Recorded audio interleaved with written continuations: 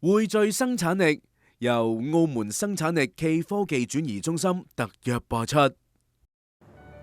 人工智能正成為企業提升效率嘅強大助力，透過 AI 優化流程、降低成本、強化服務，令到傳統行業都能夠實現數碼轉型。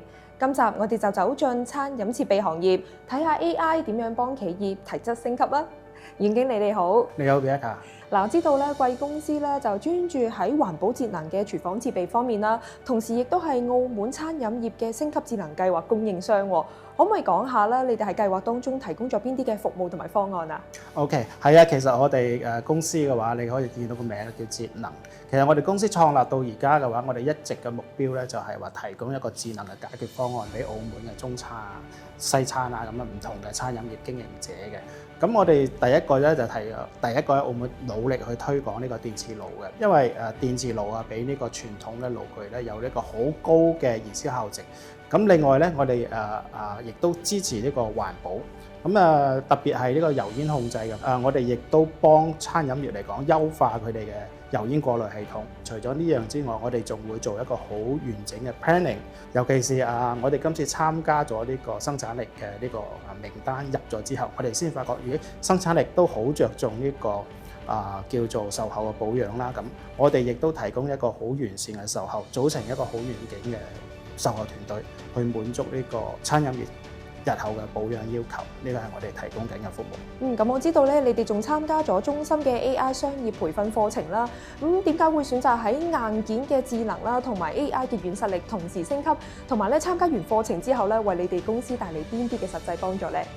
如果冇生產力嗰啲咁嘅 AI 培訓班嘅話，其實對我哋嚟講嘅話，可能要用更多嘅時間去 search。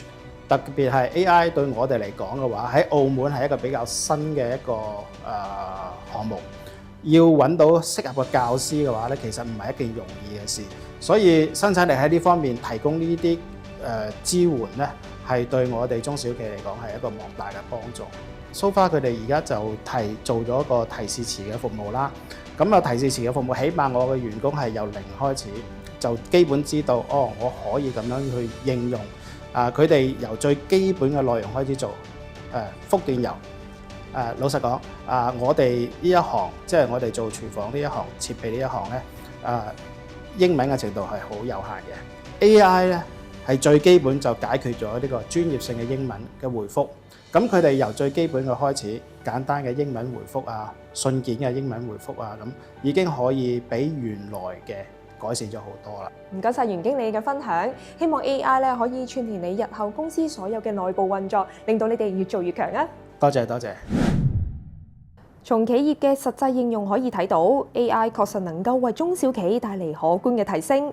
生產力中心嘅 AI 推動工作唔單止係培訓，更加包括 AI 落地，手把手協助中小企升級轉型，以及推出一系列嘅相關措施同埋服務。不如我哋而家請中心嘅李經理同大家介紹下。李經理你好，想問下啦，中心現時為中小企提供咗邊啲 AI 又或者係數碼轉型相關嘅培訓同埋支援服務呢？現時我哋中心咧係支援同培訓上面咧，主要咧就分為認知嘅提升啦、實戰嘅應用啦，同埋落地支援呢3個層次。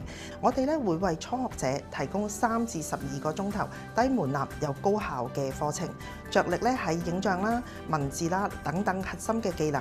咁課程咧主打咧就係實戰同埋即學即用，帶領咧學員直接操作同埋咧掌握提示詞嘅技巧，同時咧透過互動交流協助個人同埋企業持續咁樣進步。咁以上嘅協助係令到企業主知道科技咧唔係佢哋嘅牆，而係佢哋嘅階梯，能夠咧成就佢哋咧有更高嘅生產力。咁除咗 AI 課程之外啦，中心仲有邊啲嘅方案支持企業智能升級呢？同埋喺未來啦，中心喺推動 AI 普及、助力企業數碼轉型方面有啲咩新嘅規劃啊？ AI 課程咧只係其中一環，我哋咧仲會引入咧係協助企業智能升級。我哋中心承辦嘅中小企數字化支援服務裏邊，咁例如就係新媒體或者係數字營銷培訓上邊做輔導啦。中心咧未來將會繼續緊貼住企業實際營運嘅需求。未來嘅重點支援工作咧，我哋圍繞兩大方向。咁首先咧就係深化 AI 應用同埋多維度嘅營銷，實現咧拓客源增收入。咁同時順應大灣區發展以及跨境旅遊嘅趨勢，我哋咧會加強跨境電商以及新媒體實務嘅培訓，協助本地品牌拓展外地嘅市場，順利咁樣走出去。咁另一方面咧，就係築建咧數字經濟嘅安全網。喺轉型中咧，其實安全咧亦都要做得穩。咁中心其實喺2025年開始咧，就已經設立咗網絡安全員工培訓平台。未來我哋會加大向中小企推廣呢一個平台嘅力度，協助佢哋咧可以檢查自身網絡嘅漏洞，提升整體嘅網絡防範意識，確保咧企業喺數碼轉型嘅路上面走得既快又穩。未來中心會繼續以呢一種助企業提升軟硬實力嘅模式為藍本，發揮好後盾啦同埋橋梁嘅角色。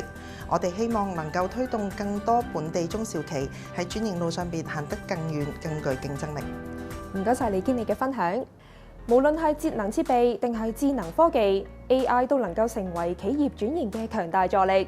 生產力中心亦都繼續推出多元化嘅培訓同埋支援服務，令到更多嘅本地企業可以輕鬆擁抱數碼轉型，提升效率，開拓新機，匯聚生產力，共創新發展。